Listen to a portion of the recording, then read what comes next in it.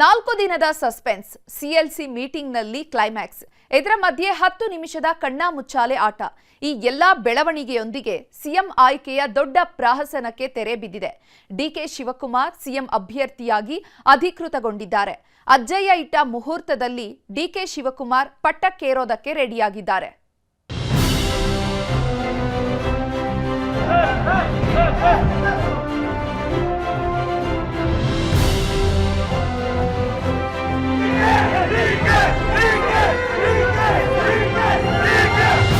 ಕಂಡಿದ್ದು ಒಂದೇ ಒಂದು ಕನಸು, ಇದ್ದಿದ್ದು ಒಂದೇ ಒಂದು ಹಠ. ರಾಜಕೀಯಕ್ಕೆ ಕಾಲಿಟ್ಟಿದ್ದೇ ಇದೊಂದು ಕಾರಣಕ್ಕೆ. ಪಕ್ಷಕ್ಕಾಗಿ ವಿಧಾನಸೌಧದ ಮೆಟ್ಟಿಲಾಗ್ತೀನಿ ಎಂದಿದ್ದ ಡಿಕೆಶಿ ಈಗ ವಿಧಾನಸೌಧದ ಗದ್ದುಗೆ ಏರೋದಕ್ಕೆ ರೆಡಿಯಾಗಿದ್ದಾರೆ. ಕಾಂಗ್ರೆಸ್ ನಾಯಕರೆಲ್ಲ ಸೇರ್ಕೊಂಡು ಸರ್ವಾನುಮತದೊಂದಿಗೆ ಡಿಕೆಶಿಯನ್ನ ಆಯ್ಕೆ ಮಾಡಿದ್ದಾರೆ. ಸಿದ್ದು ನಂತರದ ಸಿಎಂ ಆಗಿ ಡಿಕೆಶಿಗೆ ಪಟ್ಟ ಕಟ್ಟುವುದಕ್ಕೆ ಗ್ರೀನ್ ಸಿಗ್ನಲ್ ಒತ್ತಿದ್ದಾರೆ. ಸಿಎಲ್ಪಿ ಸಭೆಯಲ್ಲಿ ಡಿಕೆಶಿಗೆ ಬಹುಪರಾಕ್ ಅಂತಿದ್ದಂತೆ ಅಧಿಕೃತ ಘೋಷಣೆ ಹೊರಬಿದ್ದಂತಾಗಿದೆ. ಹೀಗಾಗಿಯೇ ಡಿಕೆಶಿ ಪಾಲಿನ ಪರಮ ಪೂಜ್ಯರಾಗಿರೋ ಅಜ್ಜಯ್ಯ ಇಟ್ಟ ಮುಹೂರ್ತದಲ್ಲೇ ಪಟ್ಟಕ್ಕೇರೋದಕ್ಕೆ ಸರ್ವಸನ್ನದ್ಧರಾಗ್ತಿದ್ದಾರೆ.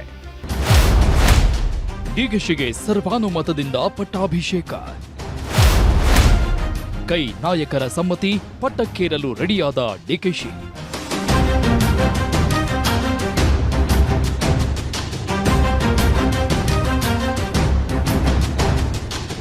ಒಂದಲ್ಲ ಎರಡಲ್ಲ, ಬರೋಬ್ಬರಿ 3 ದಶಕದ ರಾಜಕಾರಣ.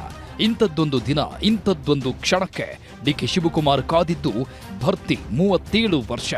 40 ವರ್ಷದ ರಾಜಕಾರಣದ ಸನಿಹದಲ್ಲಿದ್ದ ಹೊತ್ತಲ್ಲೇ ಅಂದುಕೊಂಡಿದ್ದನ್ನ ಸಾಧಿಸಿದ್ದಾರೆ. ಸಿಎಂ ಆಗ್ಲೇಬೇಕು, ರಾಜ್ಯದ ಚುಕ್ಕಾಣಿ ಹಿಡಿಯಲೇಬೇಕು ಅಂದುಕೊಂಡಿದ್ದ ಕನಸು ಕೊನೆಗೂ ನನಸಾಗಿದೆ.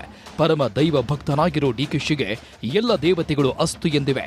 ಹೀಗಾಗಿಯೇ ಸಿದ್ದರಾಮಯ್ಯ ನಂತರದ ಸಿಎಂ ಆಗಿ ಡಿಕೆಶಿಗೆ ಪಟ್ಟಕ್ಕೇರೋದು ಅಧಿಕೃತವಾಗಿ ಘೋಷಣೆಯಾಗಿದೆ.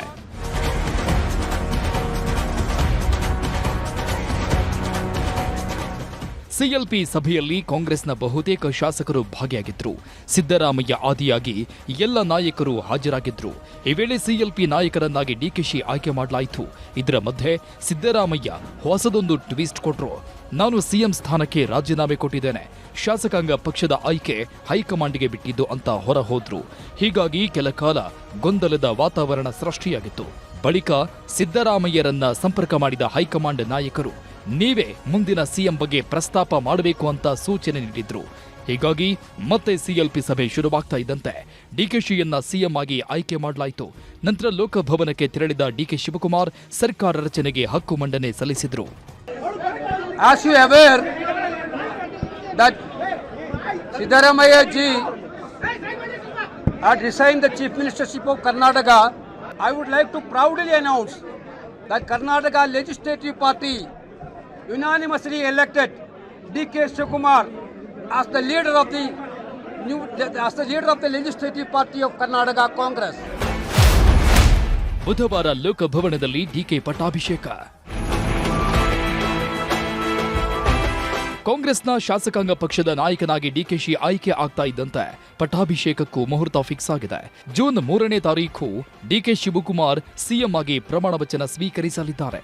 ಮಳೆ ಬರೋ ಸಾಧ್ಯತೆ ಇರೋ ಕಾರಣಕ್ಕೆ ವಿಧಾನಸೌಧದ ಬದಲು ಲೋಕಭವನದಲ್ಲಿ ಪ್ರಮಾಣ ವಚನ ಸ್ವೀಕರಿಸೋದಕ್ಕೆ ಮುಂದಾಗಿದ್ದಾರೆ. ಒಂದು ಒಳ್ಳೆ ಅಡ್ಮಿನಿಸ್ಟ್ರೇಷನ್ ಎಲ್ಲ ಕೊಟ್ಟು ಅದನ್ನ ಮುಂದುವರಿಸಿಕೊಂಡು ಡಿಕೆ ಶಿವಕುಮಾರ್ ಅವರು ಕೂಡ ಅದೇ ರೀತಿಯಲ್ಲಿ ಒಳ್ಳೆ ಆಡಳಿತನ ಇವತ್ತು ಕರ್ನಾಟಕದ ಜನಕ್ಕೆ ಖುಷಿಯಾಗೋ ರೀತಿಯಲ್ಲಿ, ಸಂತೋಷ ಆಗೋ ರೀತಿಯಲ್ಲಿ ತಗೋಬೇಕು ಅನ್ನೋದು ನಮ್ಮೆಲ್ಲರ ಪಕ್ಷದ ಉದ್ದೇಶ ಆಗಿರೋದ್ರಿಂದ ನಾವು ಈ ಥರ ಇದನ್ನು ಸಿಂಪಲ್ ಆಗಿ ತಗೋಬೇಕು ಅನ್ನೋ ಒಂದು ಇದನ್ನ ಡೈರೆಕ್ಷನ್ನ ನಾವು ಇವ್ರಿಗೆ ಪಕ್ಷದಿಂದ ಇವತ್ತು ತೀರ್ಮಾನ ಮಾಡಿ. ಅಜ್ಜಯ್ಯ ಇಟ್ಟ ಮುಹೂರ್ತದಲ್ಲೇ ಡಿಕೆ ಪದಗ್ರಹಣ. ಡಿಕೆಶಿ ಈ ಹಂತಕ್ಕೆ ಬರೋದಕ್ಕೆ ಮಾಡಿರೋ ಸರ್ಕಸ್ ಅಷ್ಟಿಷ್ಟಲ್ಲ, ಹೊಡೆದಿರೋ ಸೈಕಲ್ ಕೂಡ ಕಡಿಮೆ ಏನಿಲ್ಲ. ರಾಜಕೀಯದ ಹೊರತಾಗಿ ದೇವ್ರು ದಿಂಡ್ರು ಅಂದ್ರೆ ಡಿಕೆಶಿಗೆ ಇನ್ನಿಲ್ಲದ ನಂಬಿಕೆ. ಅದರಲ್ಲೂ ಅಜ್ಜಯ್ಯನ ಪರಮ ಭಕ್ತ ಇವರು. ಅಜ್ಜಯ್ಯ ಹಾಕಿದ ಗೆರೆಯನ್ನ ದಾಟಲ್ಲ. ಹೀಗಾಗಿಯೇ ಬೆಳಗ್ಗೆಯೇ ಡಿಕೆ ಶಿವಕುಮಾರ್ಗೆ ಅಜ್ಜಯ್ಯರಿಂದ ಕರೆ ಬಂದಿತ್ತು. ಕೂಡಲೇ ನಾಗರಬಾವಿಯ ಅಜ್ಜಯ್ಯನ ಮಠಕ್ಕೆ ತೆರಳಿದ ಡಿಕೆಶಿ ಪದಗ್ರಹಣದ ಬಗ್ಗೆ ಚರ್ಚೆ ನಡೆಸಿ ಬಂದಿದ್ದಾರೆ. ಅಜ್ಜಯ್ಯ ಹೇಳಿದ ಮುಹೂರ್ತದಲ್ಲೇ ಪದಗ್ರಹಣಕ್ಕೆ ಸನ್ನದ್ಧರಾಗಿದ್ದಾರೆ. ಇನ್ನು ಡಿಕೆಶಿ ಅಧಿಕಾರ ಸ್ವೀಕಾರದ ಬಗ್ಗೆ ಮಾತನಾಡಿದ ಡಿಕೆಶಿ ಆಪ್ತ ಜ್ಯೋತಿಷಿ ಬಿಪಿ ಆರಾಧ್ಯ ಬುಧವಾರವೇ ಪದಗ್ರಹಣ ಅಂದ್ರು. ಯಾವ ದಿನ, ಎಷ್ಟು ಗಂಟೆಗೆ ಸಮಯ? ಎಷ್ಟು ಗಂಟೆಗೆ? 3ನೇ ತಾರೀಕು ಸಾಯಂಕಾಲ 5 ಕಾಲಿಗೆ. 5 ಕಾಲಿಗೆ. ಅದೇ ಫೈನಲ್ ಆಯ್ತಾ ಈಗ? ಬೇರೆ ಚೇಂಜಸ್ ಇಲ್ಲ ಈಗ? 5ನೇ ತಾರೀಕು ಹೇಳಿದೆ. ಹಾ. 5ನೇ ತಾರೀಕು ರಾಹುಲ್ ಗಾಂಧಿ ಬರೋಕ್ಕಾಗಲ್ಲ ಅಂತ 3ನೇ ತಾರೀಕು. ಡಿಕೆಶಿ ಹುಟ್ಟೂರಲ್ಲಿ ಮನೆ ಮಾಡಿದ ಹಬ್ಬದ ಸಂಭ್ರಮ. ಡಿಕೆ ಶಿವಕುಮಾರ್ ಮುಂದಿನ ಸಿಎಂ ಆಗಿ ಆಯ್ಕೆ ಆಗ್ತಾ ಇದ್ದಂತೆ ಸ್ವಕ್ಷೇತ್ರ ಕನಕಪುರದಲ್ಲಿ ಹಬ್ಬದ ಸಂಭ್ರಮ ಮನೆ ಮಾಡಿದೆ. ಡಿಕೆ ಬೆಂಬಲಿಗರು ಹಾಗೂ ಕಾರ್ಯಕರ್ತರ ಖುಷಿಗೆ ಪಾರವೇ ಇಲ್ಲದಂತಾಗಿತ್ತು. ಕಬ್ಬಾಳಮ್ಮನಿಗೆ ವಿಶೇಷ ಪೂಜೆ ಸಲ್ಲಿಸಿದ್ದಾರೆ.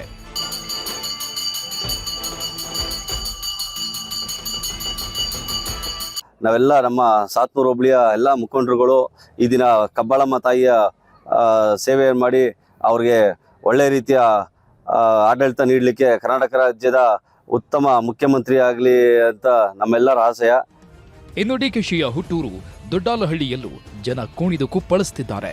ಎಲ್ಲೆಡೆ ಬ್ಯಾನರ್ ಹಾಗೂ ಕಟೌಟ್ಗಳು ರಾರಾಜಿಸ್ತಾ ಇದ್ದು, ಕೆಂಪೇಗೌಡರು ಬೆಂಗಳೂರು ಕಟ್ಟಿದ್ರು, ನಮ್ಮ ಕೆಂಪೇಗೌಡರ ಮಗ ಶಿವಕುಮಾರ್ ರಾಜ್ಯ ಕಟ್ಟಲಿ ಅಂತ ಹರಸಿ ಹಾರೈಸುತ್ತಿದ್ದಾರೆ.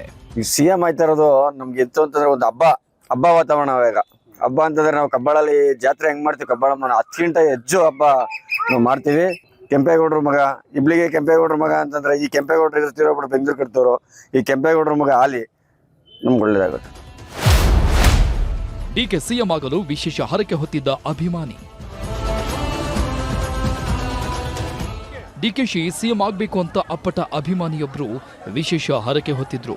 ಡಿಕೆಶಿ ಸಿಎಂ ಆಗೋವರೆಗೂ ನನ್ನ ಗಡ್ಡವನ್ನ ಕತ್ತರಿಸಲ್ಲ ಅಂತ ಈಶ್ವರಪ್ಪ ಎಂಬಾತ ಹರಕೆ ಹೊತ್ತಿದ್ರು.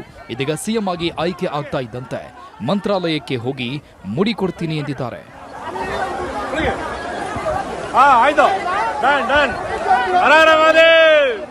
ಒಟ್ನಲ್ಲಿ ಡಿಕೆ ಶಿವಕುಮಾರ್ ಮುಂದಿನ ಸಿಎಂ ಅನ್ನೋದು ಅಧಿಕೃತವಾಗಿ ಘೋಷಣೆಯಾಗಿದ್ದು, ಬುಧವಾರ ಅದ್ಧೂರಿಯಾಗಿ ಪಟ್ಟಕ್ಕೇರಲಿದ್ದಾರೆ.